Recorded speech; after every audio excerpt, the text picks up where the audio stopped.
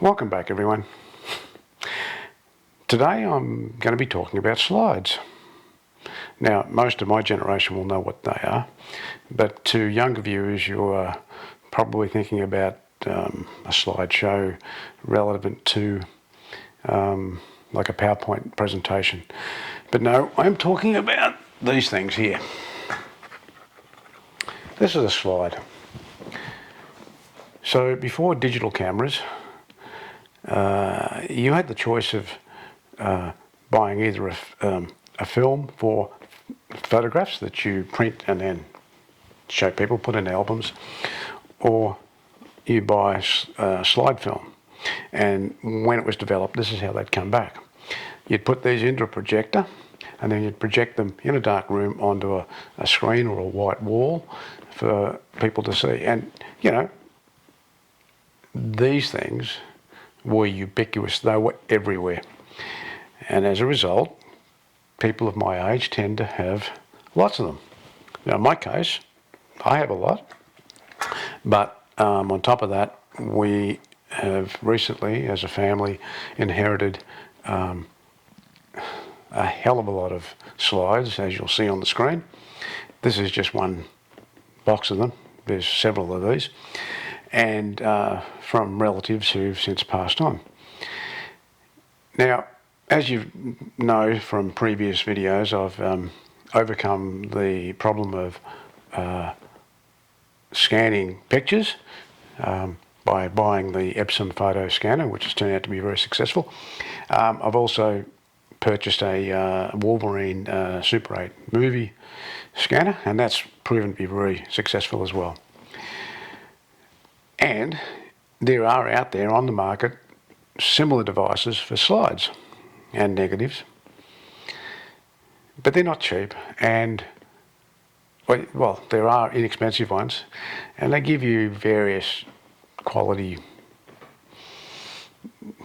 You know, the quality, it varies. It's okay. So what I'm talking about, you buy a device like this, okay. You get this with it, you open it up, put the slides in here, you slide the slides through and individually capture each one. I think from memory they're using a 10 megapixel sensor in here. And look, they work. And as I said, there are various versions of these. They range from somewhere around $50 up to around $150. But there must be a better way, and I have discovered it. And why not use what you got, especially if you've got a digital, you know, SLR, or in this case a mirrorless SLR, or mirrorless camera, not SLR. Sorry. This is the Canon EOS R. It's got a 30 megapixel sensor inside. So why not use this? Well, there is a bit of an issue in respect to, it's a bit fiddly trying to put the lens, you know, trying to set the slides up and have lighting and so forth. But there is an adapter that you can purchase on eBay for around $10 to $20. It's called a zoom duplicator, and there's heaps of them. If you go on eBay and just check the zoom slide duplicator, you'll find them everywhere. How they work is that they have an optical arrangement inside, so you can put the slide in here, you put a light on here, one of these newer LED lights, and you put the camera on a bayonet here. Now in this case, this one, when I bought it, it came with a Pentax K-mount. So I screwed that off, and I looked at the thread, and I thought, I wonder. So I did a search, and sure enough, this adapter was available. It's called a T2 for Canon, and that is an EF mount. So I purchased that for around $12. That goes on there. I then, excuse me, I got an EF lens adapter for the EOS R. So it's just a matter of taking that lens off, putting the adapter on,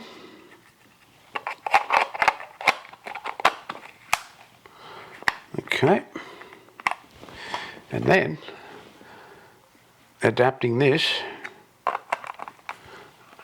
and there you have it. So you put your slide in here, you have a very bright white light in front, you set the camera, well, in my case I've set it around the 3200 ISO. This is a bit of experimentation, and with these cameras that's not very high. And you can see the actual slide here. One of the great features about this is that you can slide it up and down to position the slide and move the slide backwards and forwards.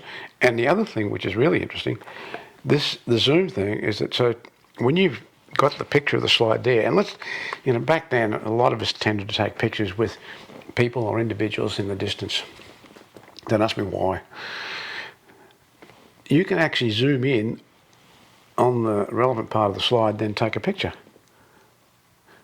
And the the resolution of the final product will be dependent upon the quality of the slide. So let's be crystal clear about this. But if you get a really good quality slide that's in focus, you can get really high quality pictures off it and high quality crops in on the zoom. Now, to be frank with you, I probably wouldn't need worrying about that. Although actually thinking about it from an optical point of view, because I was going to say you could do that in post, but it actually does make sense to me that you go in and you're going to capture a section of the slide at the resolution of that sensor in your camera. Yeah, okay, that makes sense. So anyway, all in all, I've been playing around with this and I love it. And from a speed point of view, it doesn't matter whether you use one of these or even the more expensive ones, you still have to feed the slides in individually. Unlike the photo scanner where you can put a whole bunch of them and they go boom, boom, boom, boom, boom. It doesn't matter which way you go about it, you have to feed each individual slide in. And I found that once this is set up, which I'll show you how I do my setup, it's so easy and it's not very fast. Sorry, I was going to say not very fast. It's not very slow. It works reasonably well. And to me, this is the solution. So this is giving me a high-end capture that you get from some of these other devices because you've already got it in the camera. But it's what's inexpensive if you've got the camera. So yeah, let's be fair about this. This is for people who have cameras like this. But saying that, it is a very inexpensive way of doing it and doing it in a high quality way. So I think what I might do is now get up and show you just how it works. So I've got my setup. I have a light on a stand here, and I've got the camera on a tripod, and I've got the camera set.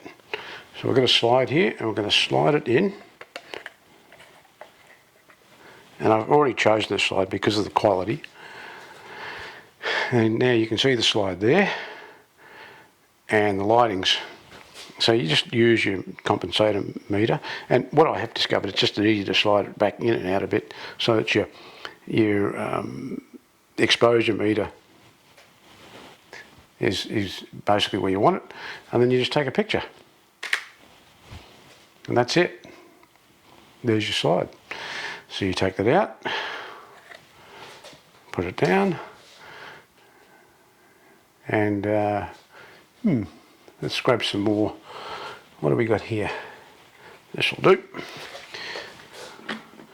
Again, depending upon the quality of the images, this one's going to be pretty dark, so yeah.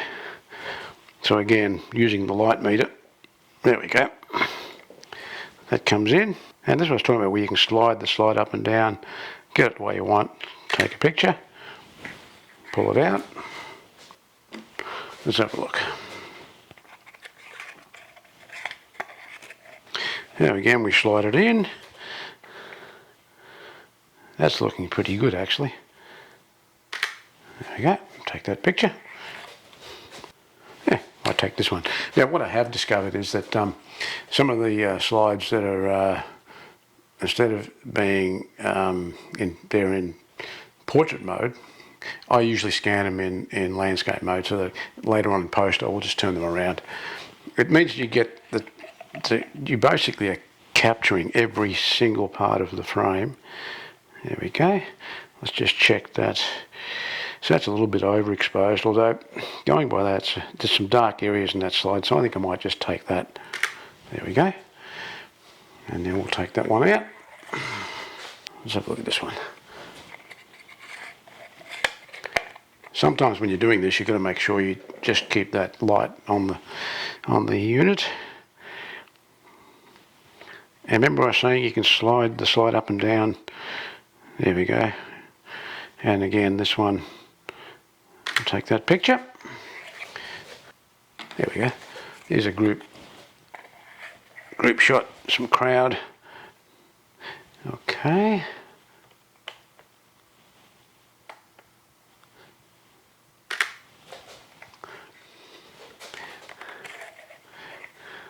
This is a beauty. You wait till you see this on the big screen. So this was a utility that had fallen into a creek bed.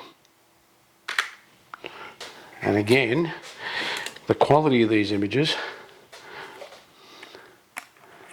are good ones, which means they will come up really well, capturing them like this. Now see, that one's too bright, so we'll just take it back a bit. And hey presto, and there we go.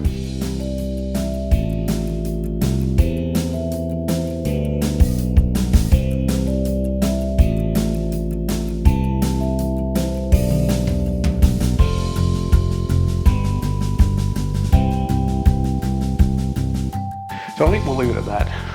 This is a really good system if you've got a camera, and I hope that this has been of some benefit to you. So until next time, see you later.